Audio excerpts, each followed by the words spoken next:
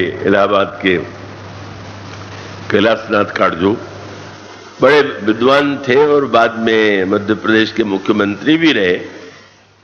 वो अपने कुछ संस्मरण उन्होंने लिखे मुकदमों के विषय में, तो उसमें उन्होंने एक बड़ा विचित्र संस्मरण लिखा। उन्होंने कहा एक व्यक्ति, दूसरा व्यक्ति सो रहा था, गहरी नींद में था, और एक व्यक्ति ने उसका सिर काट लिया गया, पर संजोग से वो पकड़ लिया गया। पकड़ लिए जाने के बाद फिर मुकदमा चला। अब ये पता लगाने की चेष्टा की गई कि वो जिसको उसने मार डाला, क्या इससे कोई इसका झगड़ा था, क्या संपत्ति का झगड़ा या आपस में कोई बदला लेने की भावना। तो पता चला कि नहीं, उसका उससे परिचय भी नहीं, बदला लेने का कोई प्रश्न ही नहीं। और तब उससे काटजू से वो आया, आप मेरी ओर से लड़िए। तो उन्होंने कहा कि तुमने सिर काटा, तो अब क्या कहे, बोले काटा। तो पूछा कि तुमने क्यों काट दिया। उसने जो विचित्र बात बताई, उसने कहा कि वो मेरे मन में तो उसके प्रति कोई बात ही नहीं थी। मेरे पास गणास था और उस जंग लग गई थी, तो उसको धार दिलाने के लिए मैं गया और बाजार में धार दिला के लौट रहा था और चमक रही थी वो। इस व्यक्ति को जो मर गया, उसको मैंने सोया देखा तो लगा कि जरा हम देखें फरसे की धार तेज है कि नहीं, और इसलिए मैंने उसका सिर काट दिया। अब बताइए, जो इस प्रकार की वृत्ति वाला व्यक्ति है, उसको जब आनंद किसी को आवे, पशु को कोई आनंद नहीं आता है किसी को कष्ट देकर, वो तो लाचार है। उसकी तो प्रकृति बनी हुई है, वो उसका भोजन मांस है तो मांस किसी पर मार करके खाएगा। लेकिन बिना कारण के ही केवल मनुष्य इस प्रकार का व्यवहार करे तो मनुष्य नहीं, तो राक्षस ही है। तो गोस्वामी जी कहते हैं कि राक्षस जो होते थे वो तो हिंसा से प्रेम करते थे, दूसरे को सता करके आवश्यकता से नहीं सताते थे, उनको सता के अच्छा लगता था, कष्ट तड़फा करके अच्छा लगता था। ऐसी घटनाएं आज भी समाचार पत्रों में आप पढ़ते होंगे। और तब मानो यह संकेत मिला कि आप सीधे उस परम अहिंसा की बात मत कीजिए, थोड़ी चेष्टा कीजिए। पहले आप इतनी तो चेष्टा कीजिए कि चलो भाई, हम किसी को कड़वी बात न कहें, हम चेष्टा करें कि दूसरे को चोट न पहुंचे। आप धीरे धीरे बढ़ेंगे तो आप आगे चल बहुत करके बहुत आगे बढ़ सकते हैं। और इसीलिए विश्वामित्र जी को अंत में यह निर्णय करना पड़ा कि इनका वध तो अस्त्र से ही होगा। और तब वे भगवान राम को ले करके मांग करके आते हैं, और भगवान राम के चरित्र में बड़ा विलक्षण तत्व है। हिंसक है कि अहिंसक है। अब हाथ में धनुष बाण है तो धनुष बाण तो हिंसा का ही साधन है, लेकिन भगवान राम मानो धनुष बाण लेकर के जब ताड़का पर प्रहार करते हैं तो देख करके लगता है कि यह तो बड़ी कठोर हिंसा की वृत्ति है।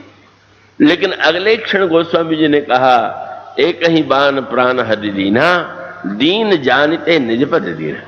भगवान ने जब उसको अपने में लीन कर लिया तो पता चला कि बाहर से भले ही वो शस्त्र का प्रयोग कर रहे हो, पर उसको अपने में लीन करते हैं। ये मानो उनकी अहिंसा का यह स्वरूप। और इसका अभिप्राय है कि जिसको देश की रक्षा करना है, समाज की रक्षा करना है, उसको तो निश्चित रूप से शस्त्र का प्रयोग करना होगा, पर उसका उद्देश्य और उसके हृदय में जब वो वृत्ति नहीं होगी तो उसका वह कार्य भी अहिंसा की श्रेणी में ही आता है। बस मुख्य बात यह है कि आप ये निश्चय कीजिए, जो ऊंची से ऊंची बात है।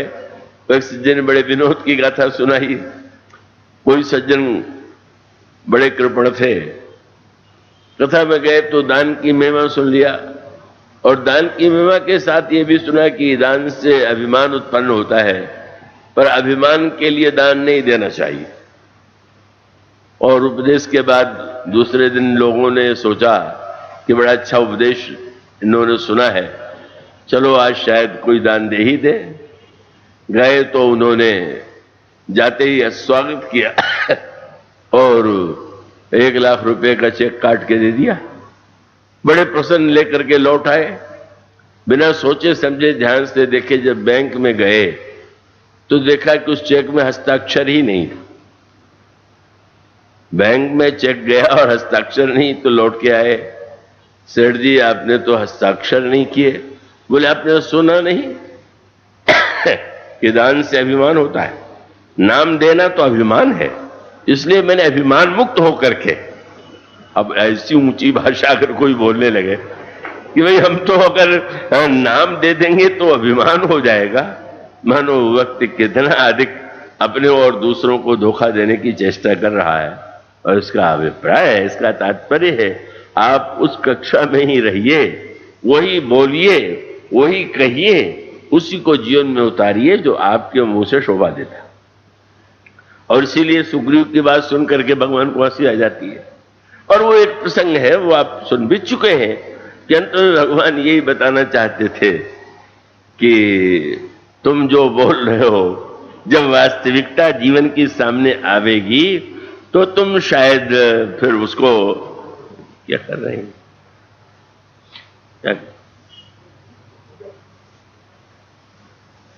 जब जीवन की वास्तविकता सामने आवेगी तो क्षण भर में तुम्हारा ज्ञान वैराग्य हवा हो जाएगा।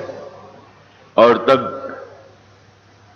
उसका परिणाम यह हुआ कि प्रभु ने जानबूझ करके अवसर दे दिया। भगवान कृष्ण ने तो अर्जुन को समझा के रोक दिया, बोले अब आगे क्या, इसको पहले से समझ ले तो अच्छा है।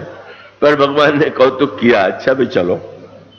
सुग्रीव आगे जाते हैं, गर्जना करते हैं, और गर्जना करने के बाद गरज रहे थे, और ये मान के गरज रहे थे कि मुझे तो आवश्यकता नहीं है, लेकिन भगवान राम के मुंह से निकल गया था कि जो कुछ कहो सत्य सब सोई, सखा वचन मम मृषा न होई।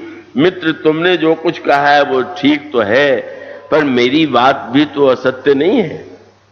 तो उनको जाते समय भी मन में ये गर्व था कि मेरी तो बाली के प्रति कोई विरोध की भावना नहीं, पर श्री राम को शायद ये चिंता है कि मैंने जब मारने को कह दिया तो नहीं मारूंगा तो मेरा सत्य झूठा हो जाएगा।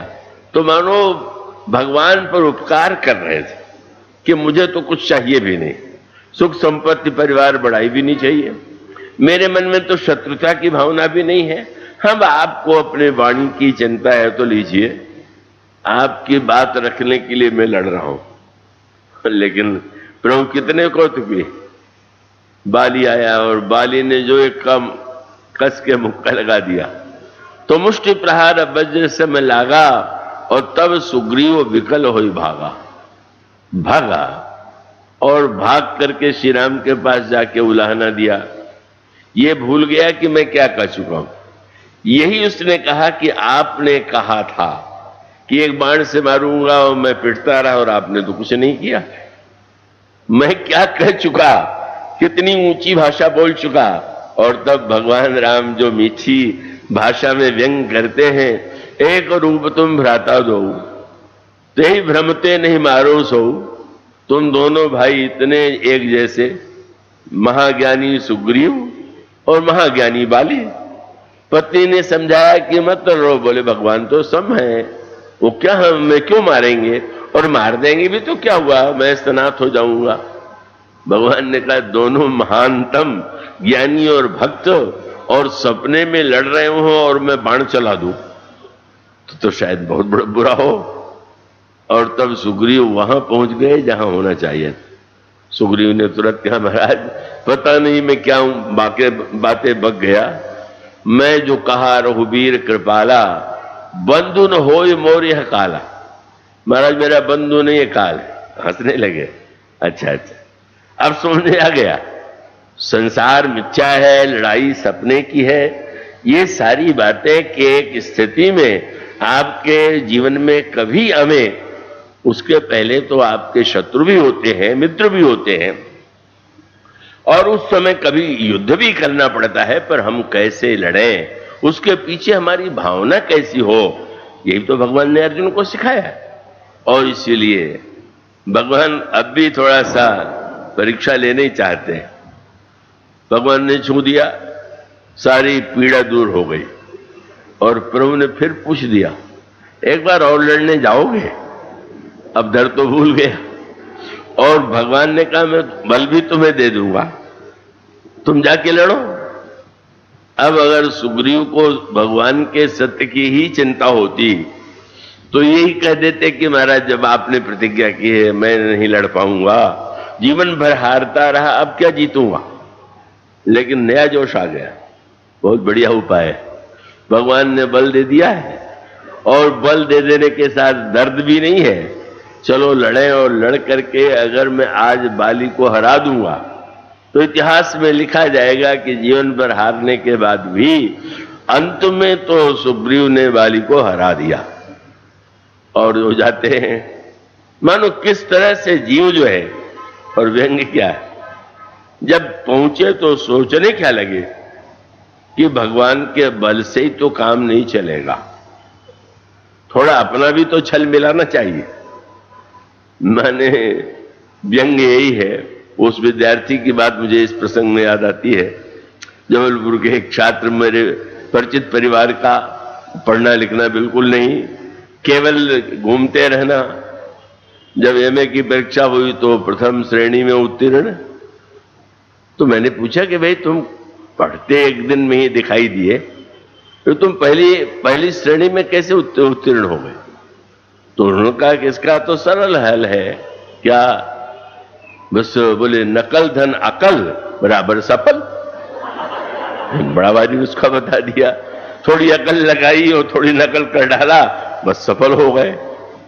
तो इस सुग्रीव ने भी सोचा कि बल भगवान का बल, अपना छल मानो सफल, पर सफल तो नहीं हुआ, विफल अलग हो गया। अब वो लड़ता है और पिटता है, अब तो घबरा गया। मानो गोस्वामी जी ने अब तो दशाएं हो गई कि हाय मैं कितनी मैंने भूल कर दिया, लो लड़ने चला आया, नहीं तो बड़ा अनर्थ हुआ। गोस्वामी जी ने लिखा, जब बहु छल बल सुग्रीव करी, सफल नहीं इतना विफल हुआ, लेकिन उसका फल बहुत अच्छा हुआ। बोले ही हारा भय मानी मारा बाली राम, तब हृदय माज सरतानी। भगवान राम बाण लेकर के वाली के ऊपर प्रहार करते हैं। बस उसका मूल तत्व है, अभिप्राय यह है कि सही अर्थों में व्यक्ति अलग अलग स्थितियों में रहने वाला व्यक्ति है और उसको पूरे जीवन को सही अर्थों में जीना सीखना चाहिए। केवल एकांगी जीवन नहीं, एक कोई अपवाद हो सकते हैं, वो एक अलग छोड़ दीजिए, पर अधिकांश व्यक्तियों का यह कर्तव्य है कि वो समग्र जीवन को जिएं। और इसीलिए यह जो दोहा है, उस दोहे का तात्पर्य क्या है? इसमें मानो ये संकेत किया गया कि आप मोक्ष को, मुक्ति बहुत बड़ी वस्तु है और मनुष्य के जीवन में वैराग्य ही होना चाहिए। संसार नाशमान है और ये संबंध तो किसी काम के नहीं है, मिथ्या है। इनको दोहराना आपके लिए उचित नहीं है। इसलिए यहां पर जो सूत्र है वो बड़े महत्व का है। उन्होंने कहा कि भाई आप अगर जीवन को जी रहे हैं तो मोक्ष की बात तो है ही, उसकी सच्चाई में संदेह नहीं, लेकिन मोक्ष के पहले जब ये कहा गया प्रभु ने अपने 4 रूप क्यों बनाए? एक ही रूप में अवतार ले सकते थे, एक रूप में भी अवतार लेकर के अवतार का सारा कार्य पूरा कर सकते थे, पर भगवान श्री राम ने जब एक रूप में न जन्म लेकर के घोषणा किया, जन डर पहु मुनि सिद्ध सुरेशा, तुम ही लाग धरी हो नरवेशा, और अंसन सहित मनुज अवतारा, ले हो दिनकर वंश उदारा। भगवान ने जब यह कहा कि अंशों के साथ में जन्म लूंगा, और फिर भगवान ने 4 रूपों में जन्म लिया, तो क्या इसका अभिप्राय? इस दोहे में मानो सूत्र यह दिया गया कि भगवान ये कहते हैं कि चारों मेरे ही रूप हैं, मैं ही चारों रूपों में विभाजित होकर के क्या आपके सामने अवतरित हो रहा हूं, और यही मनुष्य के जीवन के जो सुख प्राप्ति का मनुष्य के जीवन में संकल्प है, जो इच्छा है, उसमें बिना किसी संकोच के शब्द क्या आपको मिलता है? जब आप चारों फलों के विषय में पढ़ेंगे तो मोक्ष ही सर्वश्रेष्ठ है, ये बात मत जाने दीजिए। रामायण में मोक्ष को भले ही श्रेष्ठ बनाया गया, पर ऐसे भी प्रसंग हैं जहां धन को ही पहला स्थान दिया गया। जनु धन धर्मादिक तनुधारी, ये भी इसी प्रसंग में ऐसा दिखाई देता है कि जैसे धन और धर्म आदि जो है सब शरीर धारण करके आ गए। और इसका अभिप्राय है कि जीवन की वास्तविकता को हमारे जो मुनियों ने समझा और भगवान ने अपने अवतार के द्वारा जो बताया है, उन्होंने कहा कि मनुष्य जो करता है, पुरुषार्थ जो करता है, उस पुरुषार्थ के 4 फल हैं। और वो जो चारों फल हैं उसमें आप देखेंगे ध्यान से, तो यदि कहा जाता है कि मोक्ष फल है तो भी ठीक ही था। अगर ये कहा जाता है कि धर्म फल है तो भी लगता है कि हाँ ये तो ठीक है। पर भगवान ने जब कहा कि नहीं नहीं, अर्थ भी एक फल है और काम भी एक फल है, कितना सुलझा हुआ तात्पर्य। जब ये कहा गया कि अर्थ ही नहीं, और अर्थ का अभिप्राय है, अर्थ की आप कितनी भी निंदा कीजिए, धन की निंदा चाहे जिस रूप में करें, लेकिन क्या ये अनुभव का सत्य है क्या? और इसका अर्थ है कि जो धन का मिथ्यात्व तो बताते रहते हैं, वो लोग अपने अंतरंग जीवन में इस सत्य को जानते हैं कि धन के बिना भी उनका भी काम नहीं चलता। पता चला महात्मा जी पैसा नहीं छूते, पर चेला छू लेता है, तो घुमा फिरा करके तो बात वही हुई।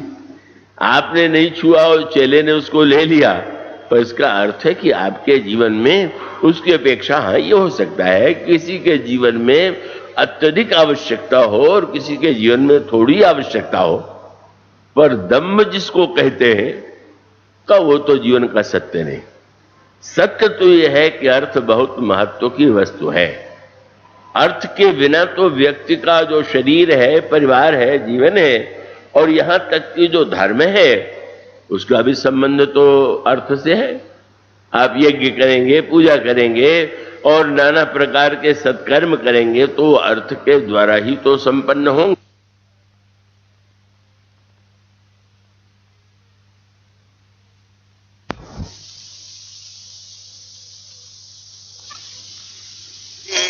भरत लखन रिपुदमन सुजान की, भरत लखन रिपुदमन सुजान की। जय जय सीताराम जी की जय, बोलो हनुमान की जय बोलो। जय जय सीताराम जी की जय, बोलो हनुमान की। जय जय सीताराम जी की जय, बोलो हनुमान। हाँ जय जय सीताराम जी की जय, बोलो हनुमान की।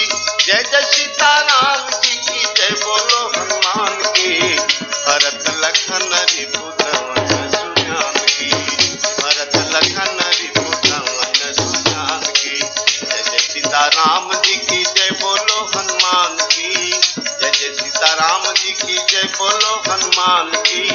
भरत लखन रिपुदमन सुजान की, भरत लखन रिपुदमन सुजान की।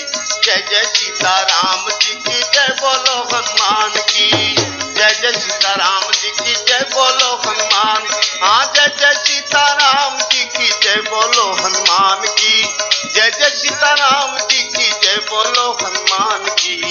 भरत लखन रिपुदमन सुजान की, भरत लखन रिपुदमन सुजान की। भरत लखन रिपुदमन सुजान की, भरत लखन रिपुदमन सुजान।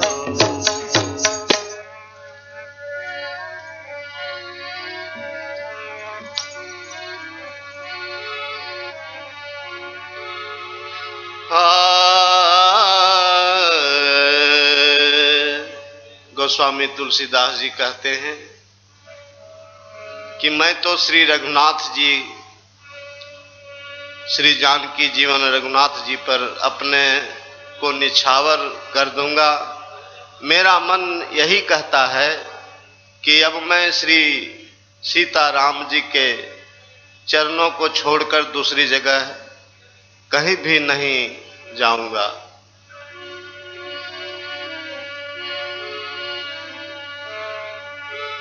जानकी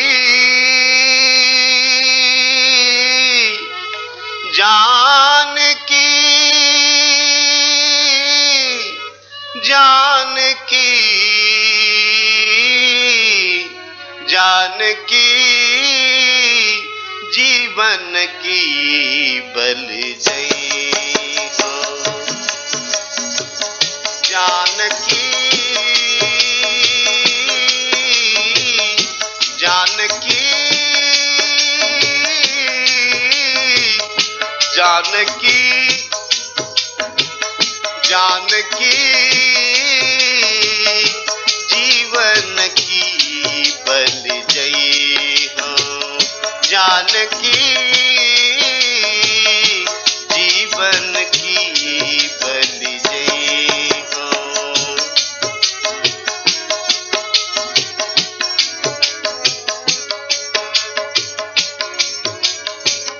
चित कहे राम सिए पद पर हरि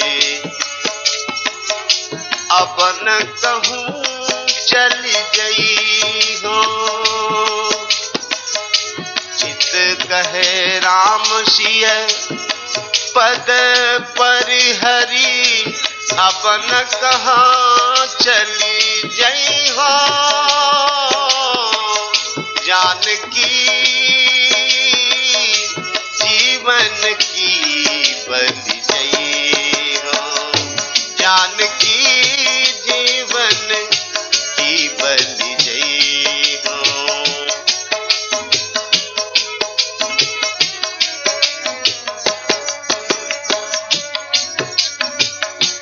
उपजी और प्रतीत भाव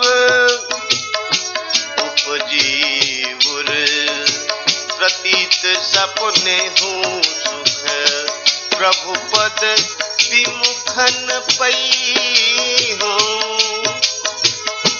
उपजी और प्रतीत सपने हूँ सुख प्रभु पद विमुखन पई हो मन समेत आतन के बासिन मन समेत आतन के बासिन यह सिखावन दई हो यह सिखावन दई हो जानकी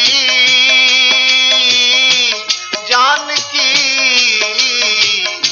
जीवन की बल जई हो जानकी जीवन की बल जई हो जानकी जीवन की बल जई हो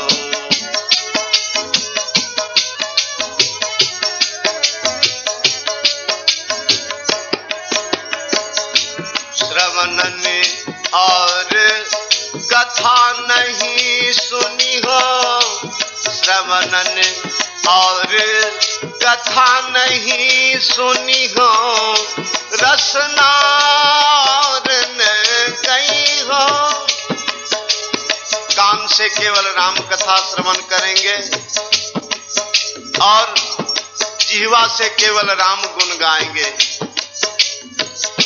श्रवणन और कथा नहीं सुनी हो रसना और न गई हो रोकी हो नयन बिलोकत और रही शीसई से ही नवई हो शीसई से ही नहीं हो जानकी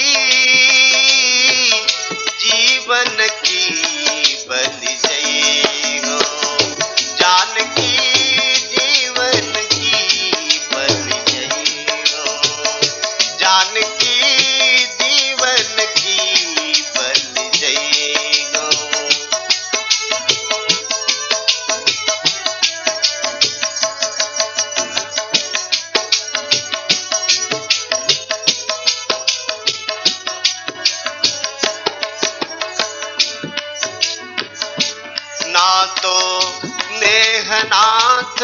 सो करी सब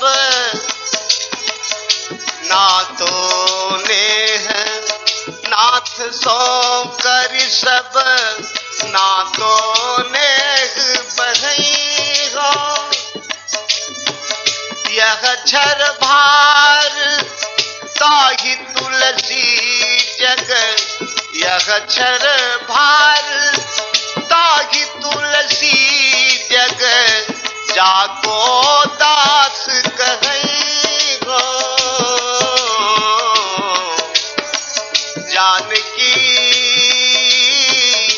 जीवन की बल जई हो जानकी जीवन की बल जई हो जानकी जीवन की बल जई हो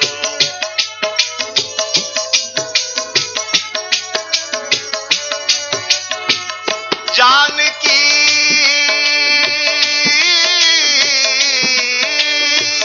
जानकी जानकी जीवन की बल जई हो जानकी जीवन की बल जई हो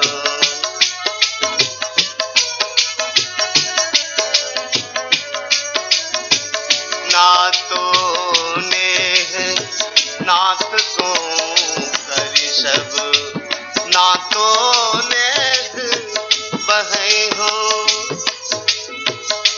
यह छर भार ताहि तुलसी जग यह छर भार ताहि तुलसी जग जाको दास कहई गो जानकी जीवन की बल जई हो जानकी जीवन की बल जई हो जानकी जीवन की बलि जई हो जीवन की बलि जई हो चित कहे राम सिय पद पर हरे अब न कहो चली गई हो चित कहे राम सिय पद पर हरे अब न कहो चली गई हो अब न कहो चली गई हो अब न कहो चली गई हो अब न कहो चली गई हो जानकी जीवन की बल जई हो जानकी जीवन की बल जई हो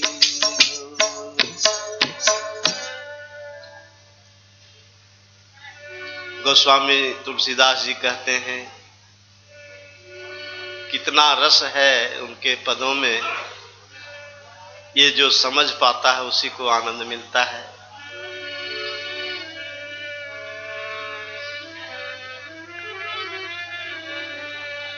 गोस्वामी जी कहते हैं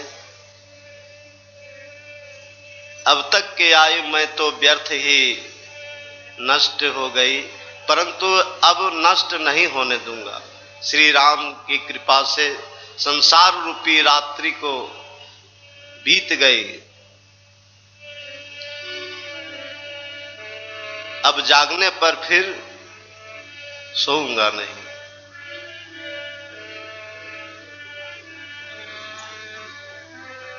अब लो न सानी अब न सही हो बोला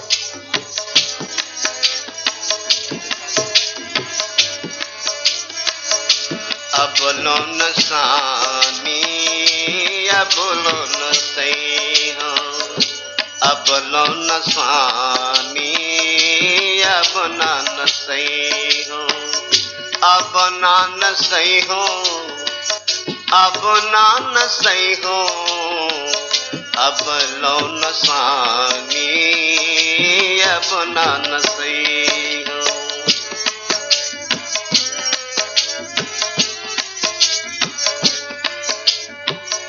राम कृपा भव निसार सिरानी जागे फिर न दसई हो। राम कृपा भव निसार सिरानी जागे फिर न दसई हो। अब लो नसानी अब ना नसई हो। अब लो नसानी अब ना नसई हो।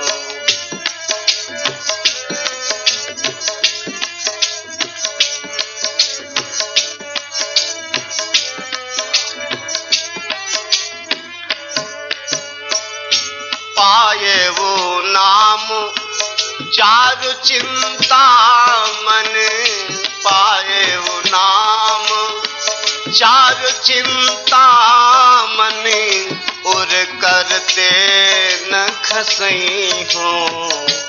उर करते न खसई हो। अब लो नसानी अब ना नसई हो। अब लो नसानी अब ना नसई हो। अब ना नसई हो। अब ना नसई हो।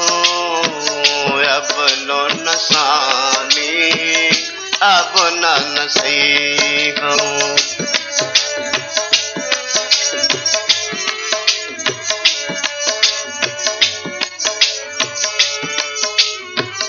श्याम रूप सुचि रुचिर कसौटी। श्याम रूप रुचि रुचिर कसौटी। श्याम रूप सुचि रुचिर कसौटी। चित कंचन ही खसई हो। चित कंचन ही कसई हो। अब लो नसानी अब लो नसई हो। अब लो नसानी अब ना नसई हो। अब ना नसई हो। अब ना नसई हो। अब ना नसई हो। अब ना नसई हो।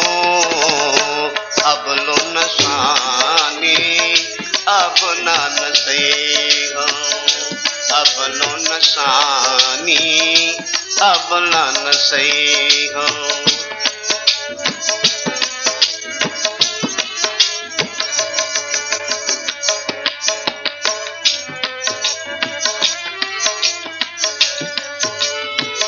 पर बस ज्ञान हंस्यो इन इंद्रिन।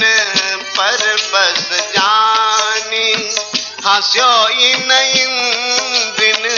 हंस्यो इन इंद्रिन। पर बस जानी हंस्यो इन इंद्रिन। निज बस होए न हंसई हो। निज बस होए न हंसई हो। अब लो नसानी अब ना नसई हो।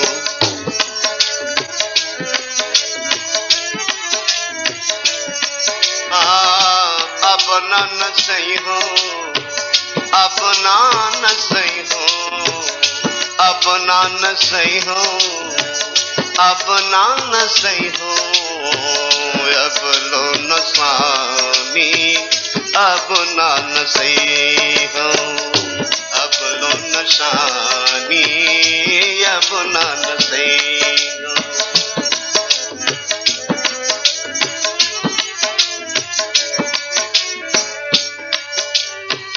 मन मधुकर पन कै तुलसी।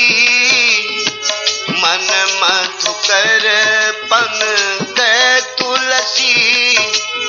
रघुपति पद कमल बसई हो रघुपति पद कमल बसई हो अब लो नसानी अब न सही हो अब लो नसानी अब न सही अब न सही हो अब न सही हो अब न सही हो अब न सही हो अब लो नसानी अब न सही